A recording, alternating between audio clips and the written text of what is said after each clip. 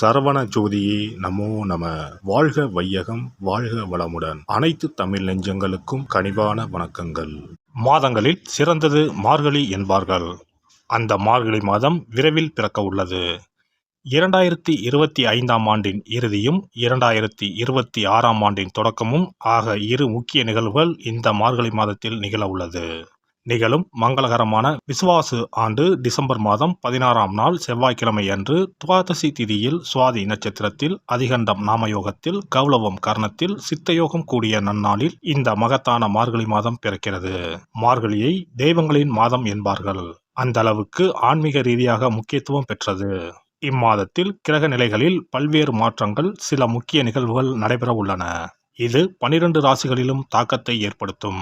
மார்கழி மாதம் டிசம்பர் மாதம் 16ஆம் தேதி தொடங்கி ஜனவரி மாதம் 14ஆம் தேதி வரை உள்ளது. இம்மாத கிரகநிலை என எடுத்துக்கொண்டால் குரு பகவான் மிதுன ராசியில் வக்ரகதியில் உள்ளார். கேது பகவான் சிம்ம ராசியில் உள்ளார். புதன் மற்றும் சுக்கிர பகவான் விருச்சிக ராசியிலும், சூரியன் மற்றும் செவ்வாய் பகவான் தனுசு ராசியிலும் உள்ளார்கள்.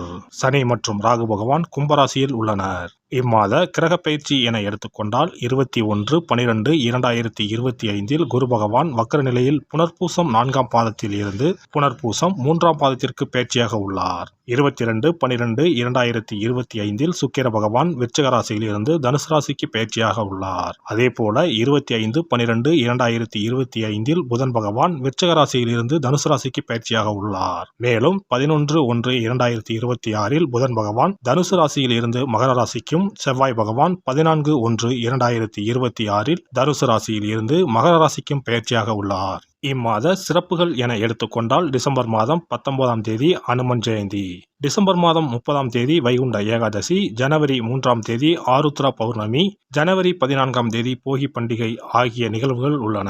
பொதுவாகவே மார்கழி மாதம் முழுவதுமே விசேஷம்தான். இந்த வருடம் வரும் மார்கழி கூடுதல் முக்கியத்துவம் பெறுகிறது.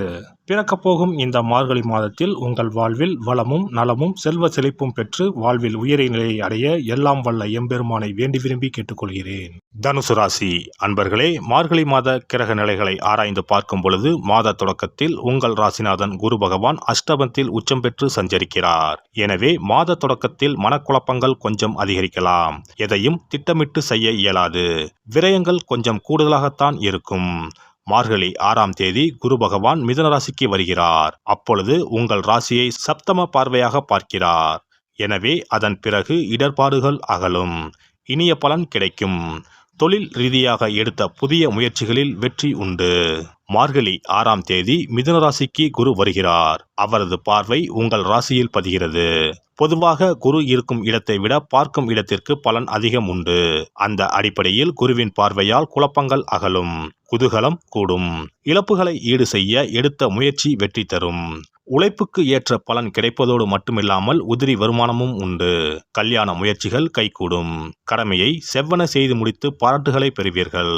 குருவின் பார்வை சகோதர ஸ்தானத்திலும் லாபஸ்தானத்திலும் பதிவதால் உடன்பிறப்புகளின் திருமண வாய்ப்பும் கைகூடலாம். உடன் பிறந்தவர்கள் பகை மாறி பாசம் காட்டுவர். பூர்வீக சொத்துக்களை தக்க விதத்தில் பாகம் செய்து கொள்வீர்கள். தொழில் வளர்ச்சி திருப்தி தரும். பெற்றோரின் மணி விழாக்கள், முத்து விழாக்கள் போன்ற விழாக்களை நடத்தும் யோகமும் சிலருக்கு வாய்க்கும். இதுவரை விலகிக் கொள்வதாக சொல்லி அச்சுறுத்திய பங்குதாரர்கள் இப்பொழுது தொழிலில் நீடிப்பதாக சொல்வார்கள். புகழ்பெற்ற கோவில்களுக்கு சென்று வழிபட்டு வரும் எண்ணம் நிறைவேறும். மார்கழி 7ஆம் தேதி தனுசு ராசிக்கு சுக்கிர பகவான் செல்கிறார். உங்கள் ராசிக்கு 6 மற்றும் 11 ஆகிய இடங்களுக்கு அதிபதியானவர் சுக்கிர பகவான். அவர் உங்கள் ராசிக்கே வரும் இந்த நேரம் உத்தியோகத்தில் நல்ல முன்னேற்றம் ஏற்படும். கொடுக்கல் வாங்கல்கள் சீராகவும் சிறப்பாகவும் அமையும். உத்தியோகத்தில் பதவி உயர்வு வருவதற்கான சூழ்நிலை உண்டு. பயணங்கள் பலன் தருவதாக அமையும். பணிபுரியும் இடத்தில் இருந்து விலகிக் கொண்டு புதிய இடத்திற்கு செல்லலாமா என்று சிந்தித்தவர்களுக்கு இப்பொழுது நல்ல தகவல் கிடைக்கும். இக்காலத்தில் எதிர்பாராத சில நன்மைகளும் வந்து சேரும். மார்கழி மாதம் 10ஆம் தேதி தனுசு ராசிக்கு புதன் செல்கிறார். உங்கள் ராசிக்கு 7 மற்றும் 10 ஆகிய இடங்களுக்கு அதிபதியானவர் புதன் பகவான். அவர் உங்கள் ராசியிலேயே சஞ்சரிக்கும் பொழுது அற்புதமான நேரமாக இது அமையும். வாழ்க்கை துணைக்கு படிப்பிற்கேற்ற வேலை கிடைக்கவில்லையே என்று கவலைப்பட்டவர்களுக்கு நல்ல வேலை கிடைக்கும். தொழில் முயற்சியில் மாற்று இனத்தவர்களின் ஒத்துழைப்பு அதிகரிக்கும். சேமிப்பு உயரும். மார்கழி 27ஆம் தேதி மகர ராசிக்கு புதன் பகவான் செல்கிறார். உங்கள் ராசிக்கு தொழில் ஸ்தானாதிபதி தனஸ்தானத்தில் வரும்பொழுது தொழில் மற்றும் உத்தியோகத்தில் கணிசமான தொகை கைகளில் புரளும். கவலை என்ற 3 எழுத்து உங்கள் அகராதியை விட்டு விலகும். புதிய தொழில் கைகூடும். பழைய தொழிலை விரிவு செய்ய மூலதனம் இல்லையே என்று நினைத்தவர்களுக்கு வள்ளல்களின் ஒத்துழைப்பும் வங்கிகளின் ஒத்துழைப்பும் கிடைக்கும். மார்கழி 30ஆம் தேதி மகர ராசிக்கு செல்லும் செவ்வாய் அங்கு உச்சம் பெறுகிறார். உங்கள் ராசிக்கு 5 மற்றும் 12 ஆகிய இடங்களுக்கு அதிபதியானவர் செவ்வாய் பகவான். விராயாதிபதி உச்சம் பெறும் இந்த நேரத்தில் விரயங்கள் கொஞ்சம் அதிகரிக்கும். வீடு மாற்றம், இடமாற்றம் வரலாம். புதிய சொத்துக்கள் வாங்க நினைப்பவர்கள் வில்லங்கம் பார்த்து வாங்குவது நல்லது. சகோதர அனுசரிப்பு சற்று குறையும். உடன்பிறப்புகள் ஒத்துழைப்பு திருப்தி தராது. சேமிப்பு கரையும் நேரம் இதுவாகும். பொது வாழ்வில் உள்ளவர்களுக்கு எடுத்த முயற்சியில் வெற்றி கிட்டும். வியாபாரம் மற்றும் தொழில் செய்பவர்களுக்கு வேண்டிய உதவிகள் கிடைக்கும். கலைஞர்களுக்கு கௌரவம் அந்தஸ்து உயரும். மாணவ மாணவிகளுக்கு கல்வி மேன்மை உண்டு. பெண்களுக்கு வரவை காட்டிலும் செலவு கூடும். வரன்கள் வாசல் தேடி வரும். இம்மாதம் முருகப்பெருமான் வழிபாடு முன்னேற்றத்தை வழங்கும். பணத்தேவையை பூர்த்தி செய்யும் நாட்கள் டிசம்பர் 17, 23, 24, 27, 28, ஜனவரி 7, 8, 12. சிறப்பு தொகுப்பு. வெற்றிகள் குவிய விஷ்ணு வழிபாடு. ரொக்கத்திற்கு முக்கியத்துவம் கொடுக்கும் நாம் சொர்க்கத்திற்கும் முக்கியத்துவம் கொடுக்கும் விழாவை கொண்டாட வேண்டும். அந்த விழா இந்த மார்கழி மாதம் வருகிறது. திருப்பதி, திருவரங்கம் உள்ளிட்ட விஷ்ணு ஆலயத்தில் நுழைய லட்சக்கணக்கான மக்கள் காத்திருப்பார்கள். அதேபோல திருக்கோஷ்டியூர், உப்பிலியப்பன் கோவில், திருமோகூர் போன்ற உலகத்தில் உள்ள சகல விஷ்ணு ஆலயங்களிலும் ஏகாதசி விழா உற்சவம் சீரும் சிறப்புமாக நடைபெறும். இந்த கண்கொள்ளா காட்சியை கண்டு மகிழ்ந்தால் பொன்னும் பொருளும் போற்றுகின்ற செல்வாக்கு இன்னும் உயரும். மாதங்களில் புனிதமானதாகவும் தேவர்கள் துயில் எழும் மாதமாகவும் கருதப்படும் மார்கழி மாதத்தில் நாம் விஷ்ணுவை வழங்கினால் விருப்பங்கள் அனைத்தும் நிறைவேறும். அதனால்தான் மாதங்களில் நான் மார்கழி என்று கண்ணன் சொல்லியதாக சொல்வார்கள். இம்மாதம் 15ஆம் தேதி, அதாவது 30/12/2025 செவ்வாய்க்கிழமை வைகுண்ட ஏகாதசி வருகிறது. அங்கனம் வைகுண்ட ஏகாதசி வரும்பொழுது சொர்க்க வாசலை திறப்பார்கள். ஆண்டு முழுவதும் அடைத்திருக்கும் கதவு அன்று மட்டும்தான் திறந்து வைக்கப்படும். அந்த சொர்க்க வாசலின் வழியாக நாம் நுழைந்து வந்தால் சிக்கல்கள் தீரும், செல்வ வளம் பெருகும். ஏகாதசி அன்று இல்லத்து பூஜை அறையில் விஷ்ணு லட்சுமி படம் வைத்து வழிபட வேண்டும்.